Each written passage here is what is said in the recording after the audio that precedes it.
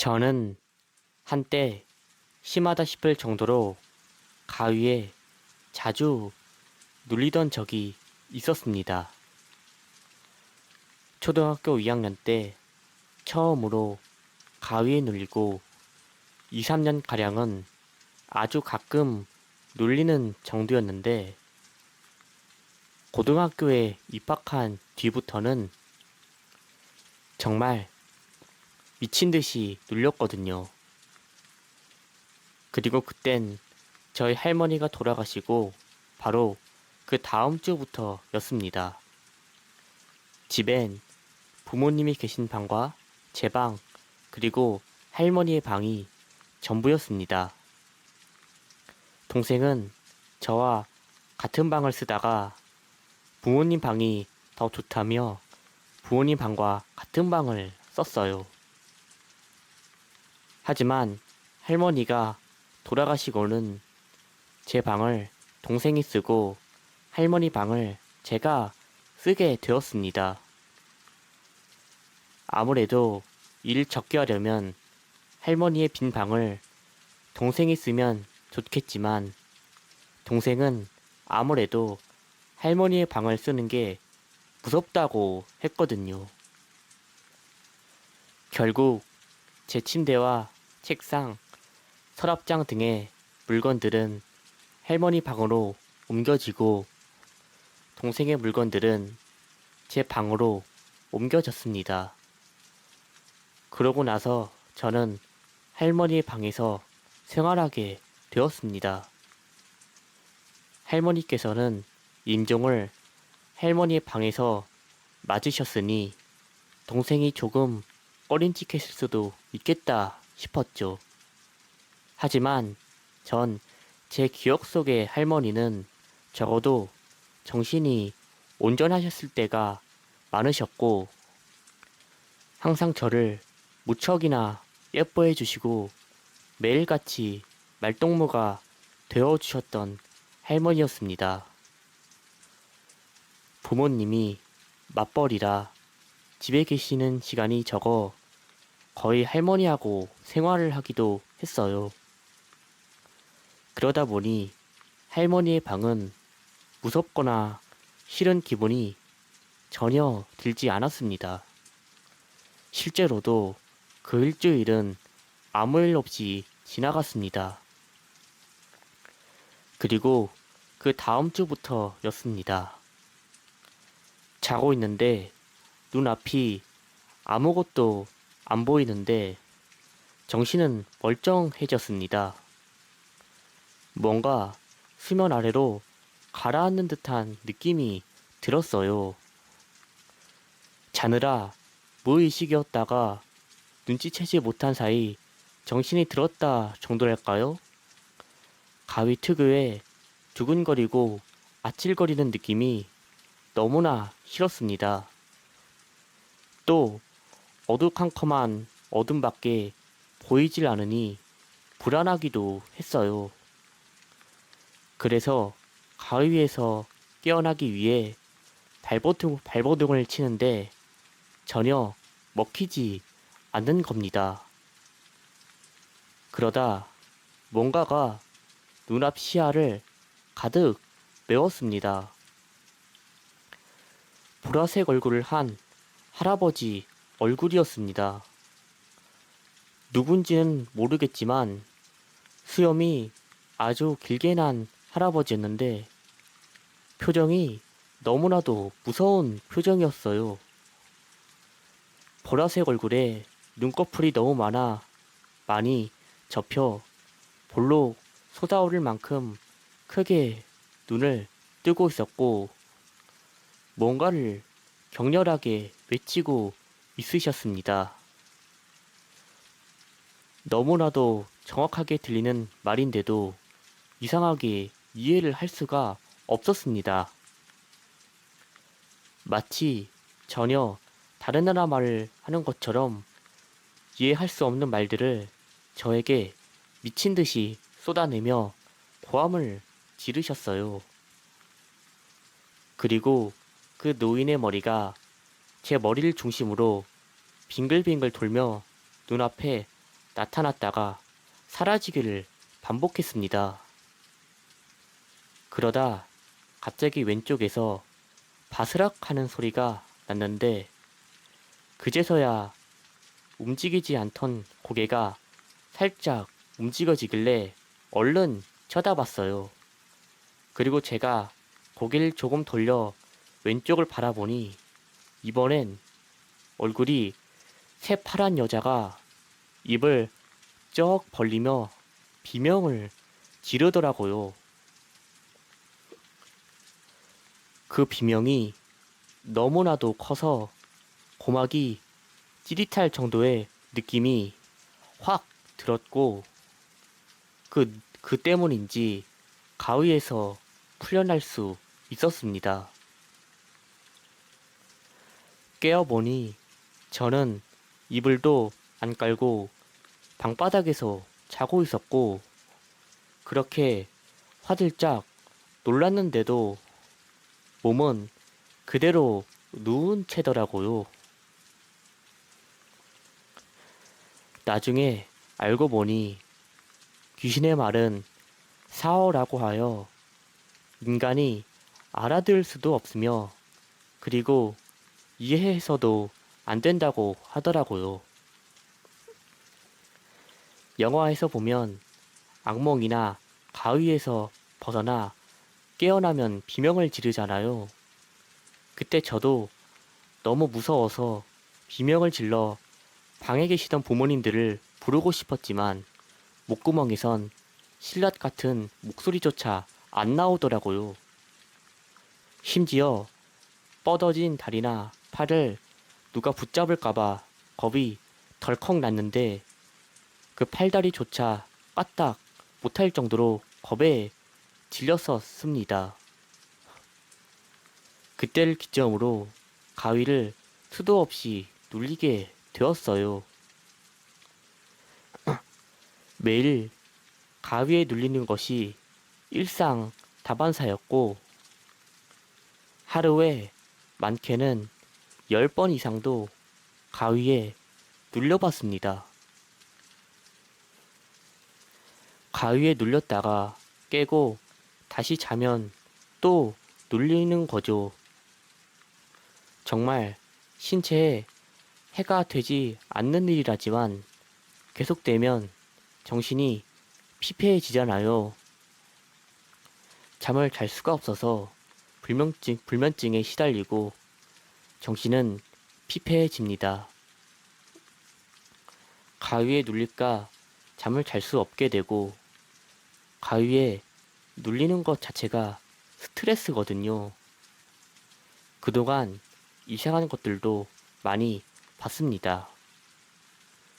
목소리만 어디선가 들려오는 게 가장 많았고 제 이마를 밟고 서서 내려다보는 여자와 창문을 두드리며 말없이 내려다보던 한 노인, 침대 위에서 폴짝폴짝 뛰다가 책상 아래로 기어들어가며 사라지던 꼬마아이 등 사람이 보지 말아야 할 것들이 자꾸 보이니 병원도 찾아가 봤지만 의사는 그냥 심드렁하게 과학적으로 증명된 건 아니니 마음 편안히 갖고 숙면을 취하거나 정 필요하면 심리치료를 받아보자고 할 뿐이었습니다.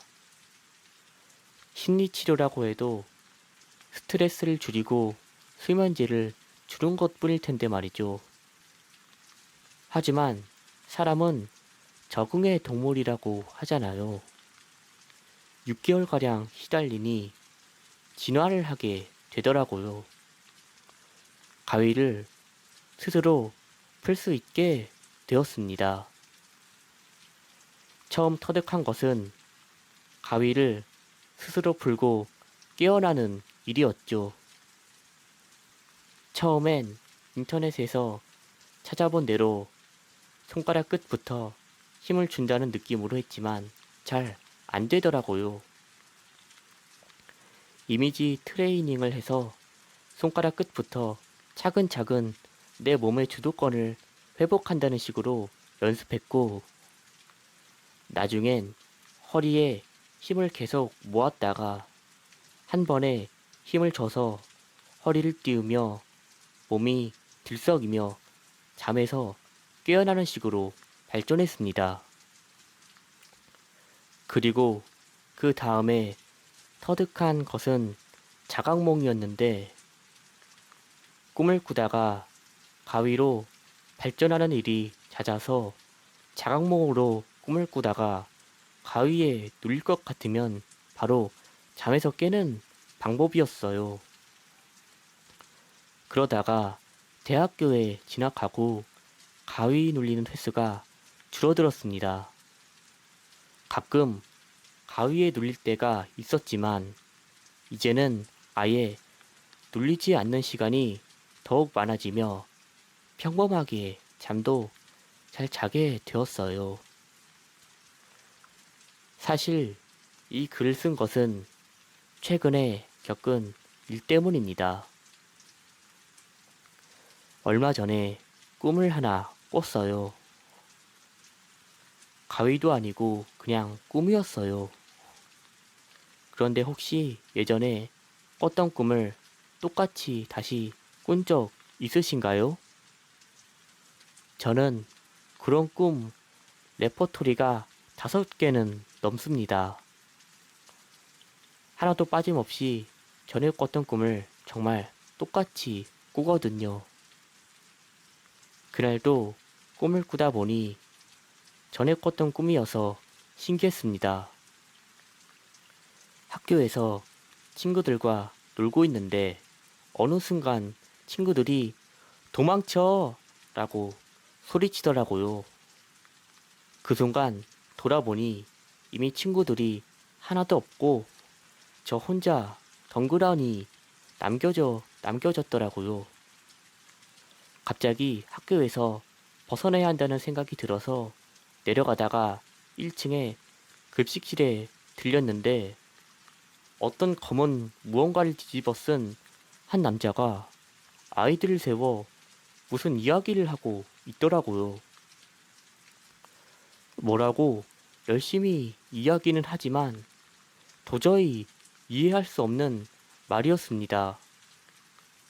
근데 그 모습을 보자 그제야 자각이 되며 예전에 꿨던 꿈이라는 것을 깨달았습니다. 이 다음은 그 남자가 아이들을 마구 죽이기 시작했고 저는 아이들이 죽는 동안 몰래 빠져나와 운동장에 나왔고 그 남자가 칼을 들고 따라왔었던 내용이었습니다. 그런데 어째서인지 규칙이 학교 밖으로 나가기만 하면 해방된다는 느낌이었고 운동장에서 급식실 건물 뒤편으로 돌아 학교 후문으로 나가려다가 철문이 잠겨 못 나갔으며 나중에 꿈이라 무거웠던 몸을 겨우 이끌어 도망치다 담벼락을 넘어 탈출에 성공했다라는 꿈이었습니다. 거기까지 기억이 나니 급식실에 있는 이 아이들은 조금 있다가 모두 죽겠구나 싶었습니다. 그러다 그 똑같이 흘러가던 꿈 내용을 깨고 싶어서였을까요? 그중 한 아이가 말을 하더라고요. 조금 있으면 저 아저씨가 칼 들고 따라올 거야. 살고 싶으면 지금 나가. 그 순간 소름이 온몸을 타고 올라오며 주변 공기가 변해서 둘러봤습니다. 거기 있던 학생들과 검은 남자가 전부 저를 바라보고 있었습니다. 잘못되어도 뭔가 한참 잘못되었다고 느끼고 있는데 거기 제가 말을 걸었던 아이가 저한테 예전 꿈에는 없었던 이야기를 했습니다. 한 사람이네. 온몸에 털이 발끝부터 머리끝까지 곤두선다는 느낌이 뭔지 처음으로 느꼈습니다. 꿈속의 존재들은 현실을 인식하지 못한 채 꿈속에서만 살고, 현실의 사람들은 현실에서만큼은 꿈속의 존재들을 볼 수 없고 뭐 그런 벽 같은 느낌이 있잖아요. 그리고 그땐 그 벽이 허물어진 느낌이었습니다. 마치 우리는 꿈속 존재들인데 살아있는 네가 여기 있구나라는 듯한 상황이었죠. 저는 미친 듯 기겁해서 도망쳤고, 남자가 뒤에서 쫓아오는 느낌이 들었습니다. 뒤에서 그 남자가 악을 쓰듯 뭐라고 고함치는 소리가 났는데 전혀 이해할 수 없는 말들이었습니다. 예전에는 그냥 도망만 갔지만 이제는 꿈에서 마음대로 깰 수 있으니 도망가면서 꿈에서 깨려고 시도를 했죠. 불과 3초 정도 만에 꿈에서 깨는 느낌이 들었습니다. 분명 정신이 들어 현실의 것들이 보이기 시작했는데 들리지 않아야 할 목소리가 들려왔습니다. 이해할 수도 없는 말들이었는데 현실로 돌아오는 그 순간에 들은 말이라 너무 소름 돋더라고요. 마치 꿈속 존재가 현실의 경계를 넘어서까지 따라왔었던 것 같았죠. 그렇게 깨고 보니 방문에 기대어 자고 있던 저희 집 강아지가 놀라서 말똥말똥 쳐다보더라고요. 그리고 다음날 일상생활 도중에서도 생각만 하면 그 말이 정말 소름 돋았습니다. 정말 산 사람이네 라는 그 말이 말이죠. 그리고 또 한 달쯤 지났을 때입니다. 낮잠을 자고 있었어요. 그리고 또 가위에 눌렸죠. 몸을 움직일 수가 없었는데 현실에 있는 것들은 다 보였습니다. 아직도 기억이 나네요.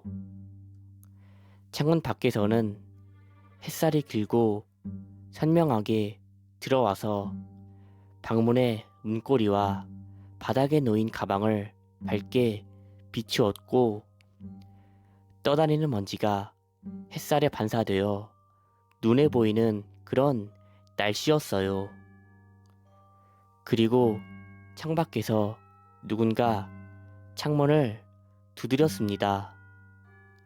불투명 유리라서 명확히 보이지는 않았지만 손잡이가 구부러진 장호산을 가지고 두드리고 있었습니다. 오랜만에 가위 눌림이었고 빨리 깨어나려고 하는데 그 누군가가 두 손바닥을 창문에 덜컹거리는 소리가 날 정도로 세게 막 부딪히며 가까이 붙더라고요.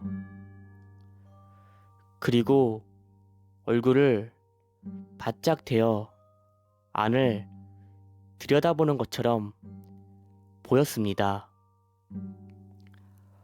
얼굴로 보이는 실루엣이 불투명 유리에 바짝 붙어 이리저리 움직였습니다. 그때 도저히 보고 있을 수 없어서 일어나 버렸습니다. 일어나자마자 무서워서 저희 개를 찾았는데 이미 개가 제 침대 옆에 와 있더라고요.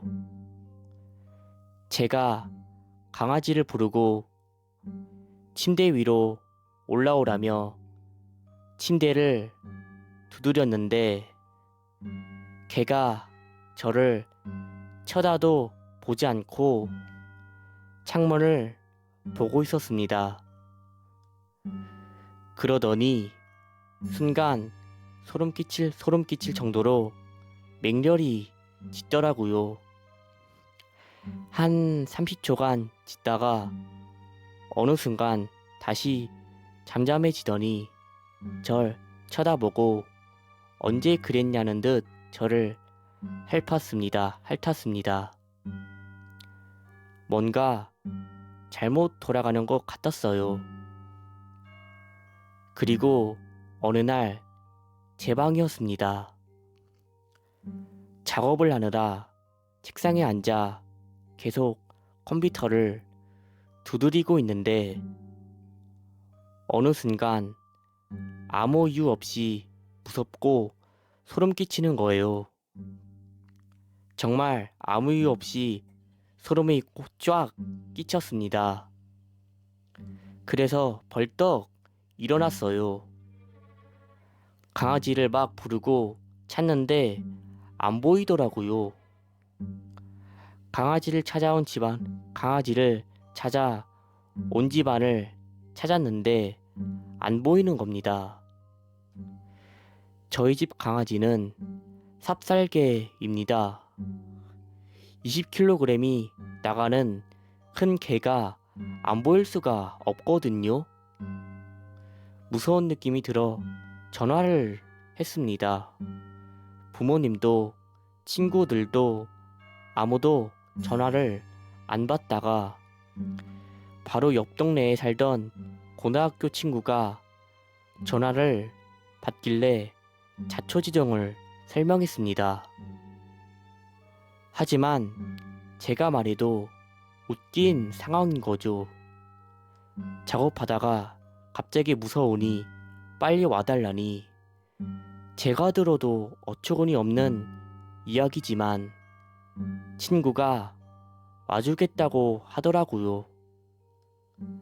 그리고 당장 출발하겠다는 친구의 이야기에 전화를 끊고 다시 집안을 둘러봤습니다. 근데 참 이상한 게 집이 미묘하게 다르더라고요.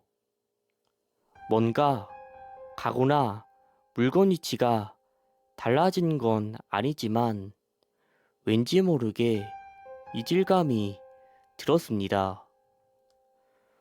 도둑이 들었나 하는 생각이 들어서 머리가 쭈뼛 서더라고요. 그렇게 무서우니까 장롱 같은 데는 열어볼 엄두조차 나지 않아서 보이는 곳만 훑고 다녔습니다. 당장이라도 장롱이나 세탁기 뚜껑을 열고 누가 튀어나올 것만 같았어요. 그러다 창문을 열고 마당을 내다봤습니다. 마당 정원엔 누군가 서 있었습니다. 정원 한가운데 롱코트를 입은 누군가가 검은 우산을 들고 서 있었어요.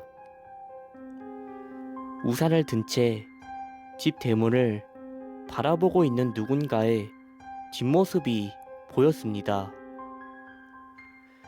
그 순간 어떤 고민도 없이 선명하게 깨달았습니다. 몇 개월 전 꿈속에서 본 그 남자야. 그리고 이어서 드는 생각이 전에 창문을 두드리던 가위눌림 속 남자가 장우산으로 창문을 두드렸는데 그것도 이 남자였을까 말이죠. 거기까지 생각이 미치니 정신이 아득해지고 몸이 벌벌 떨리는 거예요. 왜 꿈속에 있어야 할 남자가 우리 집에 와 있는 건지 창문을 닫아야 하는데 몸이 얼어서 꼼짝도 할 수 없었습니다. 그래서 그 남자를 계속 주시하는데 마치 의도적으로 뒤를 돌아선 것 같은 느낌이 들어서 정말 무서웠습니다. 계속 쳐다보는데 위동도 안 해요. 마치 마네킹 같은 모양처럼 조금도 움직일 수 없는 사물 같은 느낌이 들었습니다. 그냥 우산을 펼친 채 뒤를 돌아 서 있었어요. 비도 안 오는데 우산을 쓰고서는 대문만을 바라보고 있었죠. 그러다 어머니가 집에 올 시간이 되었다는 것을 깨달았습니다. 이대로라면 어머니가 들어오시다 저 남자와 마주칠 것 같다는 생각이 들어 다급해졌습니다. 그래서 주머니에서 전화를 꺼내들었습니다. 근데 집 안에서 느껴지던 이질감이 또 들더라고요. 불안감이 스멀스멀 올라와 뒤통수를 죄는 것 같았습니다. 다시 남자를 바라봤습니다. 근데 조금 몸을 돌렸더라고요. 그리고는 천천히 몸을 돌기 시작했습니다. 이쪽을 바라보려는 듯 몸을 돌려요. 아주 천천히 돌리는데 저를 쳐다볼까 무서워서 꼼짝도 못하고 있었어요. 우산이 약간 치워지며 코드가 더 자세히 보이는데 이끼 같은 것이 잔뜩 앉아있더라고요. 매우 더럽고 때가 많이 탄 누더기 코드였습니다. 그리고 몸은 아주 천천히 돌아가고 있었습니다. 곧 저를 볼 것 같았어요. 무서워서 눈물 날 것 같았는데 바로 옆에서 저의 강아지 얼굴이 확 나타나더니 마구 짖더라고요. 깜짝 놀라서 걔를 바라보려 고개를 돌렸더니 걔 뒤로 벽이 하나 보이더라고요. 제 방 침대 옆에 벽이요. 작업 중인 줄 알았는데 전 침대 위에서 자고 있던 겁니다. 몇 날을 밤새서 작업하다 기억이 몽롱해졌었는데 아마 그때 누웠던 모양입니다. 꿈속에서 걔가 얼굴을 들이밀었는데 그 모습이 그대로 유지되면서 배경만 바뀐 것 같이 마치 꿈에서 현실로 맞물려 변하는데 걔만 변하지 않고 그 자리에서 그대로 움직이는 듯한 모습이었습니다. 걔가 저를 보면서 얼굴에 대고 막 짖어대니 제가 일어나자 언제 그랬냐는 듯이 저한테 안겨 핥고 난리가 났더라고요. 그리고 누군가 현관을 두드렸습니다. 친구였습니다. 저는 그 남자인 줄 알고 너무 놀랐는데 친구더라고요. 왜 그렇게 문을 두드리냐며 너 때문에 놀랐다고 막 뭐라 했거든요. 그러자 친구가 말하더라고요. 네가 무섭다고 불렀잖아. 아직도 현실과 꿈의 경계에 대해서 잘 모르겠습니다만 아직도 그때 생각만 하면 잠을 설치곤 합니다.